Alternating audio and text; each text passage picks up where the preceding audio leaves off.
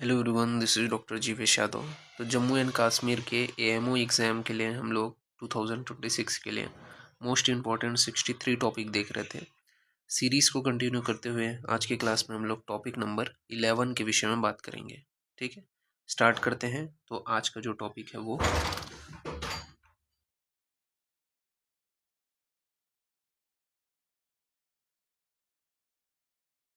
पांडु चिकित्सा। बहुत ही important topic है ये। तो पांडु चिकित्सा के विषय में क्या बताया गया है? तो पांडु चिकित्सा के अंतर्गत सबसे पहले जिस रोग में रोगी की त्वचा का वर्ण श्वेत पित्त या पांडु हो जाता है उसे पांडु रोग कहा जाता है। तो जिस रोग में रोगी की त्वचा का जो वर्ण है वो श्वेत पित्त पांडु हो जाता है उसे पांडु रोग कहते हैं। पांडु वर्णता जो है रक्त अल्पता का सूचक है। ठीक है, आपको पता है एनीमिया क्या है? रक्त अल्पता का सूचक है पांडु वर्णता।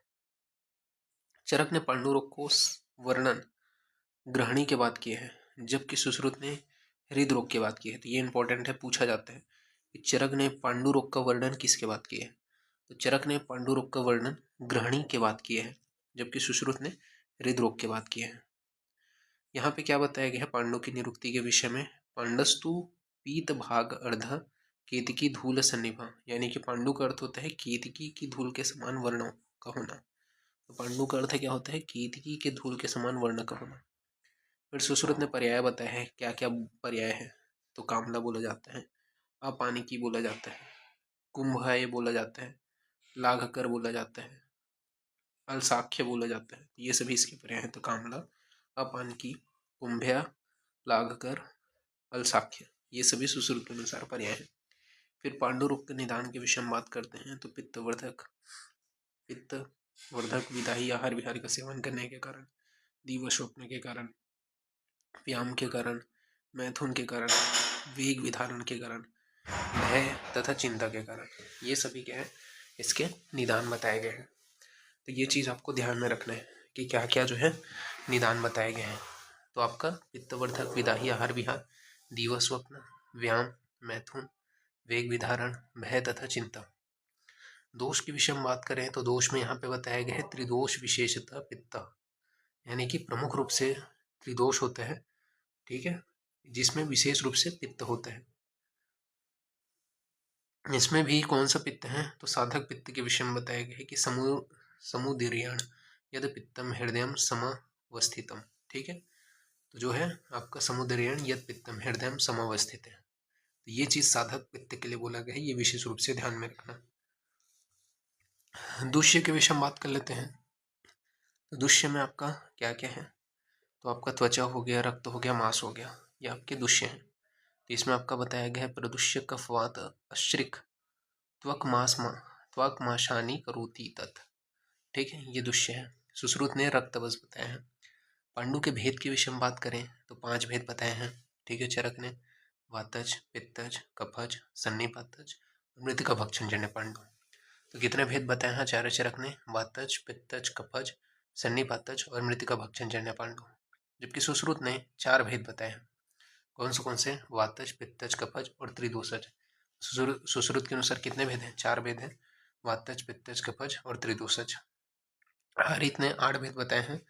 वातज, पित्तज, कफज, त्रिदोषज, मृतिका भक्षणजन्य, कामला, कुंभ कामला और हलिमक।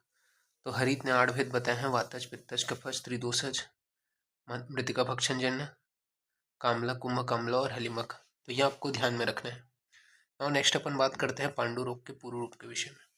तो पांडु रोग के पूर्व रूप के विषय में यहाँ पे बताया गया है तस्यम लिंगम भविष्यत हृदय स्पंदम रोक्षम स्वेदा भाव श्रमस्तथा। ठीक है, तो पांडु के जो पूर्व रूप है उसके अंतर्गत क्या है? सबसे पहले है आपका हृदय स्पंदन, हृदय स्पंदन। ठीक है, इसके अलावा रुक्षता की उत्पत्ति होना, स्वेद का अभाव हो जाना, श्रमस्तथा यानी कि शरीर में थकावट होना, ये सभी पांडु रोग के पूर्व रूप में देखने को मिलते हैं। तो क्या है? हृदय स्पंदन, रुक्षता, स्वेदाभाव यानी कि पसीने का ना आना, शरीर में थकावट, ये सभी क्या है? पांडु रोग के पूर्व रूप है। फिर पांडु रोग की संप्राप्ति के विषय में बात करें तो पांडु रोग की संप्राप्ति यहाँ पे बताया गया है सो अल्प रक्तो अल्प मेदस्को निसार शिथिल इंद्रिया विवर्ण भजे। ठीक है, तो क्या होता है? रक्त की अल्पता हो जाती है, मेद की अल्पता हो जाती है, शरीर जो है वो निसार हो जाता है, इंद्रियां शिथिल हो जाती है तथा शरीर में विवर्णता की उत्पत्ति होती है। ये क्या है, पांडु रोग की संप्राप्ति के अंतर्गत ये प्रमुख लक्षण आपको देखने को मिलेगा, ये आपको याद रखना है। बात करें पांडु रोग के लक्षण, तो त्वचा का वर्ण श्वेत वर्ण का हो जाना, रक्त की अल्पता का हो जाना। ठीक है, तो त्वचा का वर्ण श्वेत वर्ण का हो जाना, रक्त की अल्पता का हो जाना, निसारता का हो जाना, शिथिल इंद्रियां हो जाना। ठीक है, इंद्रियां क्या है, शिथिल व दुर्बल हो जाती हैं, ये आपको देखने को मिलेगा। कर्ण छवेण, कर्ण छवेण यानी कि यह जो है आपको देखने को मिलेगा, तो ये चीज याद रखना। सर्व कर्ण छवीण हतनला, तो सर्व कर्ण छवीण हतनला, कर्ण छवेण जो है वो ग्रहणी का पूर्व रूप में भी देखने को मिलता है, और यहाँ पे आपका पांडु के लक्षणों के अंतर्गत भी देखने को मिलता है कर्ण छवेण, तो ये चीज ध्यान रखना। ठीक है, ग्रहणी में पूर्व रूप में और पांडु के लक्षणों में यहाँ पे कर्ण छवेण बताया गया। अक्षिकूट शोथ, अक्षिकूट में शोथ बताया गया है, तो यहाँ पे बताया गया है सून अक्षिकूटे हरित शीलो शीर्ण लोम हत प्रभा। ठीक है, तो ये जो है आपको प्रमुख रूप से देखने को मिलेगा अक्षिकूट में शोथ। इसके अलावा यहाँ पे कफत जो सिरो रोग है उसमें भी आपको सून अक्षिकूट वदनस्य ये लक्षण देखने को मिलता है, तो ये याद रखना। सून अक्षिकूट हरित शीर्ण लोमहत प्रभा ये जो है किसका है, पांडु का लक्षण है, जबकि सून अक्षिकूट वदनश्य ये जो है कफत सिर रोग का लक्षण है, तो ये यहाँ पे आपको ध्यान में रखना है। फिर शिशिरे द्वेषी, शिशिरे द्वेषी, शिशिर जो ठंडी चीजें हैं उनसे द्वेष करना, कोपन होना, शिशिरे द्वेषी, निद्रालु का होना, बहुत ज़्यादा निद्रा का आना, स्टीवन का आना, बहुत कम बात करना, ये सभी जो है पांडु रोग के लक्षणों के अंतर्गत देखने को मिलते हैं। अम्ल शिशिर प्राति, अम्ल तथा शिशिर जो चीज़ है, ठंडे चीज़ है, उनकी इच्छा का होना, ये रक्तक्षय का लक्षण है। ठीक है, तो ये चीज़ याद रखना, अम्ल शिशिर प्राति आएगा तो ये रक्तक्षय का लक्षण है, जबकि शिशिरे द्वेषी कोप, शिशिरे द्वेषी निद्रालु ये जो है आपका पांडु का लक्षण है। इसके अलावा मुख माधुर्यता, तो मुख में मधुरता का होना, तो मुख माधुर्यता किसमें किसमें देखने को मिलता है, तो आपका मुख माधुर्यता जो है वो आपका कफज ज्वर में, कफज पांडु में, कफज आरोचक का लक्षण है, तो ये चीज़ याद रखना कि मुख माधुर्यता कफज ज्वर, कफज पांडु और कफज आरोचक का लक्षण है। फिर मृतिका भक्षण जन्य पांडु के विषय में बताया गया है, तो क्या बोला गया मृतिका भक्षण जन्य पांडु में, तो मृतिकादनशीलस्य कुप्यन्तो तमुमलः कषाय मारुता पित्त मूषरा मधुरकफा पांडुरोगे करोत्याशु बलवर्ण अग्निनाशनम सून गंड अक्षिकूटभ्रू सूनपान भीमेहना कृमिकोष्ठ अति सारियेत मल अश्रिक कफान्विता। यानी कि क्या होता है मृतिका भक्षण जन्य पांडु में, गंड प्रदेश में, अक्षिकूट में, भ्रू में, नाभि में, मेह में शूल की उत्पत्ति होती है, कृमि कोष्ठ हो जाता है तथा मल के साथ में कफ मिश्रित रक्त का आना, ये सभी क्या है पांडु रोग के मृतिका भक्षण जन्य जो पांडु है उसका लक्षण है, तो ये चीज़ ध्यान में रखना। गंड प्रदेश में, अक्षिकूट में, भ्रू में, नाभि में, मेह में शूल का होना, कृमि कोष्ठ का होना, मल के साथ कफ मिश्रित रक्त का आना। असाध्य लक्षण के विषय में बात करें तो असाध्य लक्षण यहाँ पे आपका क्या बताया गया है, तो पांडु रोग चिरोत उत्पन्न खरी भूतेन सीधेत, अर्थात बोला गया है कि पुराना या शोथ युक्त जो पांडु होता है वो क्या है असाध्य होता है, तो ये आपको ध्यान में रखना है। फिर पांडु की चिकित्सा सूत्र के विषय में बात कर लेते हैं, तो चिकित्सा सूत्र में क्या बताया गया, तो तत्र पांडु वाम्यामी स्निग्धस्त तीक्ष्ण ऊर्ध अनुलोमिके संशोधे मृदु मृदुवी तस्य कामली तु विरेचन तभ्य संशुद्ध कोष्ठाभ्य पथ्य अन्नानि दापियेत। यानी कि पांडु रोग में सर्वप्रथम स्नेहन कराना है। ठीक है, तो स्नेहन कैसे कराएंगे, तो तीक्ष्ण वमन तथा विरेचन के द्वारा संशोधन कराएंगे। ठीक है, तो सर्वप्रथम स्नेहन कराएंगे, फिर तीक्ष्ण वमन और विरेचन के द्वारा संशोधन कराएंगे। स्नेहार्थ जो घृत है उसका प्रयोग बताया गया, तो जैसे पांडु कामला के जो रोगी है उसको पंचगव्य घृत, महातिक्त घृत और कल्याण घृत से स्नेहन कराते हैं। तो स्नेहार्थ घृत में पांडु कामला के रोगियों को पंचगव्य घृत, महातिक्त घृत और कल्याण घृत से स्नेहन कराते हैं। दाढ़िमाद्य जो घृत है तो उसके विषय में बोला गया है कि मूढ़ वातेश सस्येत दुख प्रस्वनीनाम च बंध्यान चैव गर्भदम। ठीक है, तो ये दाढ़िम घृत के लिए बोला गया है कि मूढ़वात में, ठीक है, दुख प्रशवनी में, बंध्या में जो दाढ़िम घृत है उसका प्रयोग करना है। इसके अलावा और क्या है, तो दरवी घृत हो गया, दंती घृत हो गया, द्राक्षा का आपका क्या हो गया, घृत हो गया, पथ्य घृत हो गया, कटुकाग्य घृत हो गया, कलियक घृत हो गया, हरिद्रादि घृत हो गया, इनका प्रयोग करना है। विरेचन में यहाँ पे बताया गया है कि वातज पांडु में दूध और गोमूत्र में विरेचन कराते हैं। ठीक है, तो दूध और गोमूत्र से विरेचन कराते हैं। तो इसमें चरक चिकित्सा में बताया गया है पैसा मूत्रयुक्तेन बहुशा केवलेन व। ठीक है, तो ये चरक चिकित्सा। पैतृक पांडु में त्रिविध चूर्ण व दूध से विरेचन कराते हैं। तो पैतृक पांडु में त्रिविध चूर्ण व दूध से कराते हैं। कफज पांडु में हरितिकी चूर्ण और गोमूत्र से कराते हैं। तो ये इंपॉर्टेंट है, कफज पांडु में हरितिकी चूर्ण और गोमूत्र से कराते हैं विरेचन।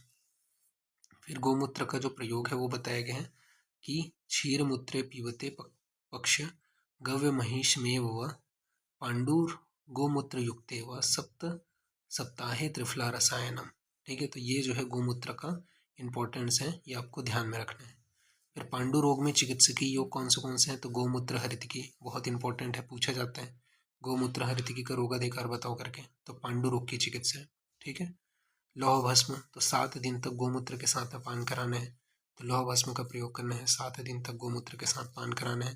नवायस चूर्ण बताया गया है। ठीक है, तो 10 घटक हैं इसके, त्रिफला, त्रिकटु, त्रिमद, 9 भाग लौह भस्म। ठीक है, तो नवायशम विदम चूर्ण कृष्ण त्रयेण भाषिता, ये यहाँ पे बताया गया है। अनुपान में अपन मधुसर्पी का प्रयोग कर सकते हैं। नवायस रसायन कुष्ठ, तो नवायस रसायन कुष्ठ में क्या आता है, तो मतलब कुष्ठ में प्रयोग करते हैं नवायस रसायन, और नवायस चूर्ण जो है वो आपके यहाँ पे पांडु में है। तो ये चीज़ याद रखना, नवायस रसायन कुष्ठ में है और नवायस चूर्ण पांडु में है। इनके घटक पूछे जाते हैं। तो कुष्ठ में क्या क्या नवायस रसायन का घटक क्या है, तो आम्लकी, विभितिकी, हरितिकी, विडंग, चित्रक, भल्लातक, बाकुची तथा 8 भाग लौह व 9 भाग भृंगराज। ठीक है, तो ये जो है आपका नवायस रसायन का घटक है। फिर शिला जतुवटक, मंडूर वटक। ठीक है, गौमूत्रेण अष्टगुणे पचेत। ठीक है, तो शिला जतुवटक, मंडूर वटक, गौमूत्रेण अष्टगुणे पचेत। ठीक है, ये यहाँ पे शिला जतुवटक और मंडूर वटक का प्रयोग करते हैं। योगराज का जो सेवन काल में कुपथ्य, काकमाची, कपोत मांस का निषेध बताया गया। मात्रा जो है वो उदुम्बर समान मात्रा बताया गया है।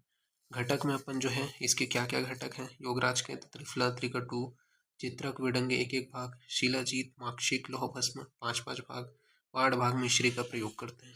ठीक है, पुनः नवा जो मंडूर है उसमें बताया गया है कि मंडूरे द्विगुणे द्विगुणे चूर्णाद। ठीक है, तो पुनः नवा जो मंडूर है उसका प्रयोग करना है, अनुपान जो है वो तक रहे। धात्र अवलेह का प्रयोग बताया गया है। ठीक है, तो पानी तल की मात्रा में धात्री अवलेह का प्रयोग करना है। बीज का रिष्ट का प्रयोग बताया गया है, तो बीजासार की जो लकड़ी है उसका प्रयोग करना है बीज का रिष्ट का। धात्रा रिष्ट जो है 2000 जो धात्री फल है उसका प्रयोग करना है, तो धात्री या रिष्ट का प्रयोग करना है। गोंडा रिष्ट, तो गोंडा रिष्ट का प्रयोग बताया गया है मंजिष्ठा, रजनी, द्राक्षा। ठीक है, ये सभी इसके कंटेंट हैं। लोध्र, बलक, अमूल। ठीक है, ये सभी को अपने को लेकर के बनाना है। तो गोंडा रिष्ट का रोगाधिकार पूछा जाता है, तो पांडु रोग है। मृतिका भक्षणजन्य जो पांडु है उसकी चिकित्सा में क्या करते हैं, तो मृतिका भक्षणजन्य जो पांडु है उसकी चिकित्सा में तीक्ष्ण संशोधन, उसके बाद में संशोधन के पश्चात बलाधान हेतु व्योषाघ्य घृत, ठीक है, केशर आदि घृत, इनका प्रयोग बताया है चरक में। तो मृतिका भक्षणजन्य पांडु की चिकित्सा में तीक्ष्ण संशोधन, उसके पश्चात शोधन, पश्चात बलाधान हेतु व्योषाघ्य घृत और केशर आदि घृत का प्रयोग बताया है। नेक्स्ट बढ़ते हैं कामला की ओर। तो कामला के विषय में क्या बताया है, तो चरक ने कामला को पांडु रोग का ही प्रवृद्ध रूप माना है, जबकि सुश्रुत ने पांडु रोग का उपद्रव माना है। तो कामला को क्या है, कामला को पांडु रोग का प्रवृद्ध रूप माना है चरक ने, जबकि सुश्रुत ने पांडु रोग का उपद्रव माना है। वांगभट्ट ने पांडु रोग के बिना भी कामला रोग को स्वतंत्र रूप से भी उत्पन्न होने वाला रोग माना है। तो वांगभट्ट ने क्या है, पांडु रोग के बिना भी कामला को स्वतंत्र रूप से उत्पन्न होने वाला रोग माना है। अष्टांग हृदय के अनुसार बात करें तो यहाँ पे आपका बताया गया है अष्टांग हृदय के अनुसार कि भवत्व भवत्व भवत्व पतो लवणश्यो पांडुरोग धृति अपीच। ठीक है, तो ये चीज़ याद रखना। चरक ने क्या बोले हैं, इनको अपने को ध्यान रखना है। चरक ने बोले हैं पांडुस्य रोगी तुल्य अतुयोत्य अत्यर्थ पित्त नाली निषेवते तस्य पित्तम अश्रिक माश दग्ध्वाद रोगाय कल्पते। अर्थात पांडु रोगी अत्यधिक पित्तवर्धक आहार विहार का अगर सेवन करता है तो पित्त और अश्रिक यानी कि जो मांस वगैरह है, ठीक है, ये सभी जो है आपके प्रदूषित होकर के कामला रोग को उत्पन्न करते हैं। तो क्या है इसमें दोष कौन सा है, पित्त दोष। दूष्य कौन से हैं? तो रक्त और मांस। जबकि सुश्रुत ने सिर्फ रक्त बताया, तो ये इंपॉर्टेंट है। कामला रोग में सुश्रुत ने सिर्फ रक्त बताया है, जबकि चरक ने रक्त और मांस ये दोनों बताए हैं दूष्य। कामला के लक्षण के विषय में बात करें तो हरिद्र वर्ण का नेत्र हो जाता है, हरिद्र वर्ण का त्वक नयन हो जाएगा, रक्त पित्त अश्रिक मूत्र हो जाएगा। ठीक है, तो रक्त पित्त मिला हुआ अश्रिक और मूत्र होगा। भेक वर्ण की हतेंद्रिय यानी कि इंद्रियां हो जाएंगी। तो ये जो है इसके लक्षण है। तो क्या है? हरिद्र वर्ण का नेत्र होना, ठीक है, हरिद्र वर्ण का त्वचा नयन का होना, रक्त पित्त अश्रिक मूत्र और भेक वर्ण की हतेंद्रिय। फिर कामला के दो भेद हैं, कोष्ठाश्रित कामला, शाखाश्रित कामला। कोष्ठाश्रित जो कामला है उसमें क्या है? पित्त मल प्रवृत्ति होती है, पित्त जो मल है उसकी प्रवृत्ति होती है कोष्ठाश्रित कामला में। शाखाश्रित जो कामला है उसमें तिल पिष्ट निभम मल की प्रवृत्ति होती है, तो तिल पिष्ट निभम मल की प्रवृत्ति होती है। हतेंद्रिय नेत्र मूत्र त्वच श्वेत वर्च नरा। ठीक है, तो जो त्वचा है और मूत्र है वह नीले, नेत्र जो है वो हरिद्र वर्ण के हो जाएंगे, श्वेत वर्ण का वर्च जो है वो आपको देखने को मिलेगा। कफ द्वारा पित्त का मार्ग अवरोध होने से तिल पिष्ट निभम मल की प्रवृत्ति होती थी। ये इंपॉर्टेंट है, तिल पिष्ट निभम मल की प्रवृत्ति किस में होते हैं? तो कामला में होता है। क्यों? क्योंकि कफ द्वारा पित्त का मार्ग अवरोध होता है, इस वजह से तिल पिष्ट निभम मल की प्रवृत्ति होती है। चिकित्सा सूत्र के विषय में बात कर लेते हैं। तो चिकित्सा सूत्र में बताया गया है कि मृदु मृदु भी तिक्त है कामली तु विरेचनम, यानी कि कामला रोग में मृदु विरेचन कराना चाहिए। तो कामला रोग में के रोगी को क्या है? मृदु विरेचन कराना चाहिए। योग के विषय में बात करें तो चूर्णित कामली लिहात गुणोद्या व अभ्या, अर्थात केवल हरित के चूर्ण गुड़ मधु के साथ में प्रातःकाल सेवन कराना है। तो केवल हरित के चूर्ण को गुड़ मधु के साथ में प्रातःकाल सेवन कराना है। इसके अलावा मस्तुलुंग रस, ठीक है, छौद्र पिपली मरीच, इनका प्रयोग करना है। नस्य के रूप में अपन के हैं नीरा गैरिक धात्री चूर्ण, तो नीरा गैरिक धात्री चूर्ण, करकोटिक मूल, ठीक है, तथा जलनी फल का जो नस्य है वो चक्रपाणी ने प्रयोग करने के लिए बताया है। अंजन में अपने को क्या है? तो अंजन में यहाँ पे बताया गया अंजन कामला उत्तानम द्रोण पुष्पी स्मृता। चक्रपाणी ने बोला है कि द्रोणी पुष्पी स्वरस का अंजन देना है। द्रोण पुष्पी स्वरस का जो अंजन है वो यहाँ बताया गया है कामला में। फिर कामला में अग्निकर्म के विषय में बात करें तो भ्रिकुटी में करते हैं। ये इंपॉर्टेंट है, कामला में अग्निकर्म कहाँ पे किया जाता है? तो भ्रिकुटी में करते हैं। फिर बताया गया है कि श्लेष्म रुद्ध मार्ग तत्व पित्त कफ हरे जरिएत, अर्थात शाकाश्रित कामला में कफ पित्त हर चिकित्सा करनी चाहिए। तो शाकाश्रित कामला में क्या है? कफ पित्त हर चिकित्सा के लिए बताया है। स शर्करा कामली नाम त्रिभंडी हितम गवाक्षी समगुण च शुंठी, ठीक है, तो शर्करा मिश्रित स शर्करा कामली नाम त्रिभंडी हित गवाक्षी स गुड़े च शुंठी, ठीक है, तो जो गुड़ है और शुंठी है उसे हित कर बताया है। चक्रपाणी ने धात्री लोह का प्रयोग बताया है यहाँ पे, तो ये चीज़ ध्यान रखना, चक्रपाणी ने धात्री लोह का प्रयोग बताया है। प्रातःकाल सेवन योग क्या है? तो त्रिफला, ठीक है, गुड़ूची निम्ब स्वरस, ठीक है, तो इनका जो है प्रयोग करना है प्रातःकाल, ये यहाँ पे बताया है। फिर नेक्स्ट है आपका कुंभ कामला। तो कुंभ कामला के विषय में बात कर लेते हैं। तो कुंभ कामला के विषय में यहाँ पे बताया है कालांतरे हरिभूता कृच्छत्या कुंभ कामला कृष्ण पीत श्रिक मुत्रेन भृशम सूनश्च मानवा, ठीक है, तो ये जो है कुंभ कामला के विषय में बताया गया कि कालांतर में खरीभूत कृच्छस्य कुंभ कामला कृष्ण पित्त अश्रिक मूत्र वृषम सुनश्च मानव।